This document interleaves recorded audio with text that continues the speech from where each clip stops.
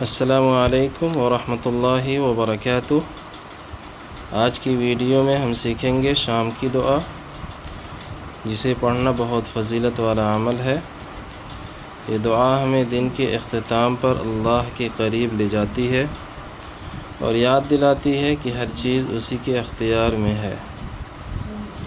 دعا: اللہم بک امسینا وبک اصبحنا وبک نحیا وبک نموت والیک النشور۔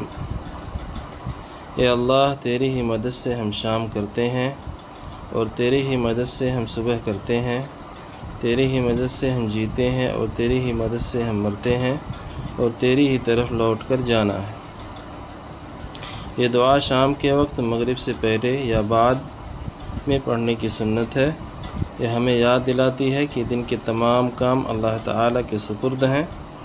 روزانہ پڑھنے سے دل کو سکون ملتا ہے اور اللہ کی یاد مضبوط ہوتی ہے۔ اللہ ہمیں اس دعا کو یاد کرنے اور روزانہ پڑھنے کی توفیق عطا فرمائے۔ اگر آپ کو یہ ویڈیو پسند آئے تو لائک اور سبسکرائب ضرور کریں۔